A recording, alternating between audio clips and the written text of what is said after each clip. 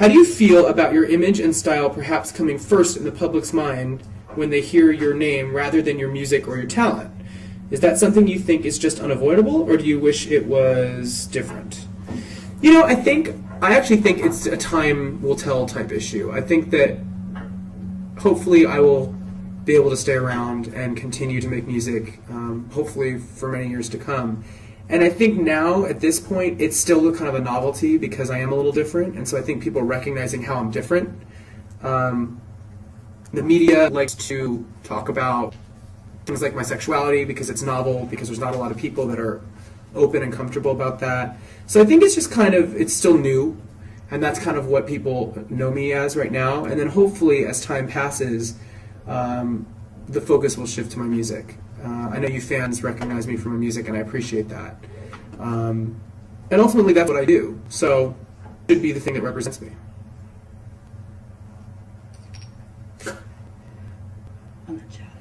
What time is it? That's the time? It's 5:43, so this is live and recorded. Calm down, conspiracy theorists. Jill. Oh!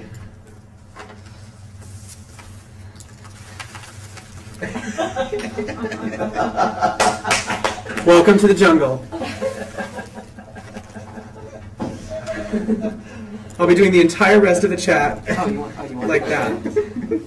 Is that good?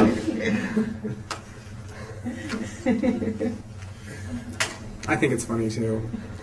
Someone brought it in here and they were like, well, it's atmosphere. And I was like, right next to my head?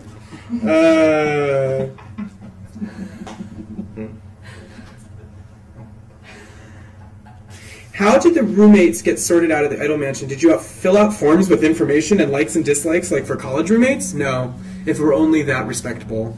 What happened was, before we moved into the mansion, we were in a hotel, and I was living with one of the contestants that I think it was all random. I think they just kind of randomly put us together based on some things like age and personality. They did it for us. And then one of the contestants got voted off, and so I had an open spot in my room, and 2 days went by with nobody in it, so I was like, woo, I get to have my own room for a minute. And then a knock came on my door, and it was Chris Allen with his guitar and his suitcase. He's like, I'm your new roommate. I was like, oh, okay, nice to meet you. So that's how it happened. And then when we moved into the house, like, he and I were getting along so well, and I looked at him, I was like, do you just want to be roommates in the house too? And he was like, sure. So it worked out that way. And he probably, I mean, I have nothing against any of the other idols. We all got along really well, actually, and we got really close this summer. But what was so great about Chris as a roommate is that he's really easygoing and kind of mellow, and I can get really high-strung, so I knew that rooming with someone like that would be like easy to deal with, and that was one of the reasons why I liked living with him. Plus, he's cute.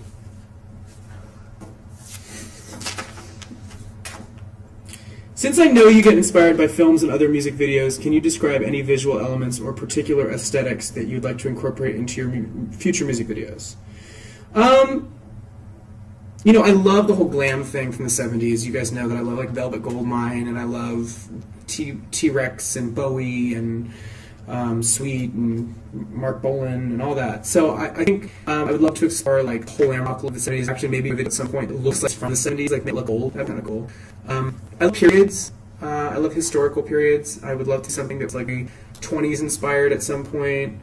I also really love the late 60s, early 70s, like the, you know, Summer of Love, that whole period, hippies and all that. Could see myself doing that. And then maybe like something really like futuristic too. I like the idea of like time travel as far as the aesthetics go.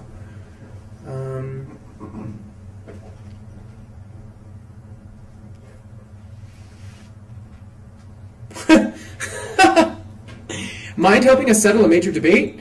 If you had to choose just one, Cheetos or ramen? I hate to break it to you guys, but that is crap food. I would not eat either of them. I hate to tell you, but I'm not a junk food guy, and ugh. I don't like Cheetos, and I don't like ramen. Too salty when the ramen. Cheetos turn your mouth orange, and they taste like weird fake cheese. I'm not into it. At an open bar, what is your drink of choice? All of them. Next question. Jewelry is a major part of your personal style. What are some of your favorite pieces?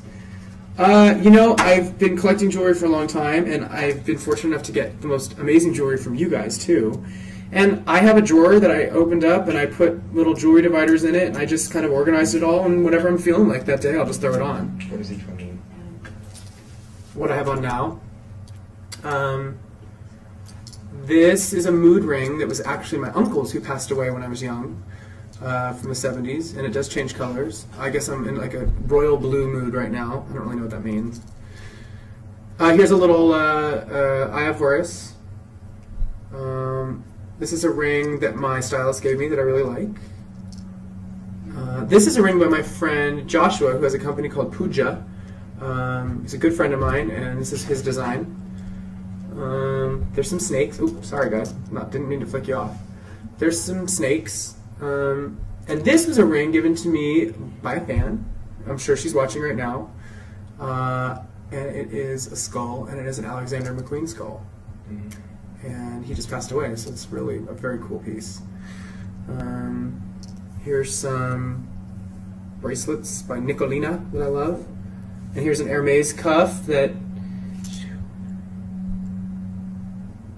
Your name starts with an L, and you're so gorgeous, and you give me the sexiest jewelry, and you're from like East, and I always see, and I know you by face, but I forgot your name. I'm so sorry. I hope you're not offended. But you know I know you are. You're probably watching right now. So thank you for all the amazing accessories. And then the necklaces, Paula actually gave me this at the end of Idol. It's a little black diamond tag. It's the first time anybody's ever given me diamonds. Thanks, Paula. This is something I picked up on a photo shoot. I think they're little, like they're supposed to look like guitar picks. And I don't know what this is. Stylist gave it to me again. So sometimes, you know, I just get stuff and I put it on. How often do you have to dye your eyebrows? Well, it's kind of like my hair. Every couple of weeks when it starts growing in, because when it starts growing in, it starts looking like salt and pepper eyebrows, which is not cute.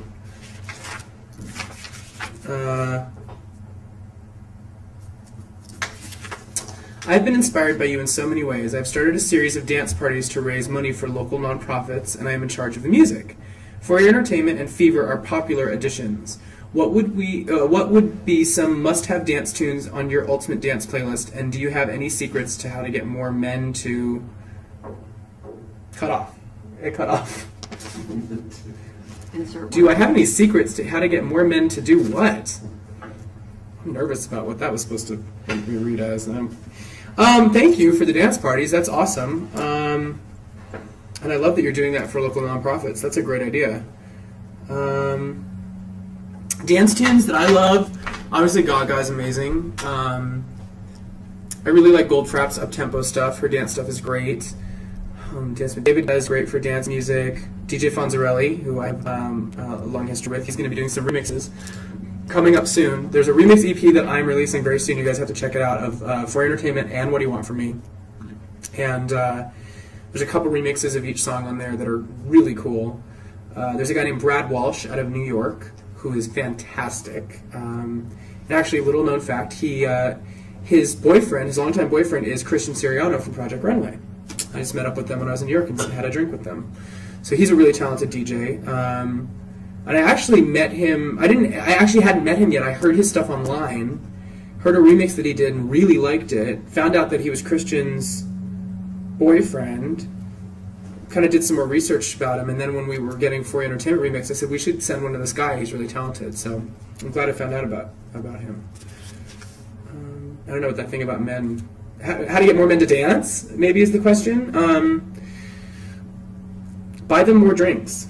Usually works. And tell them you dance with them, and they will dance with you if you dance with them. Now, just for variety, what would you do in the event of a zombie apocalypse? You know, I know they happen all the time. You never know when the next one's going to strike.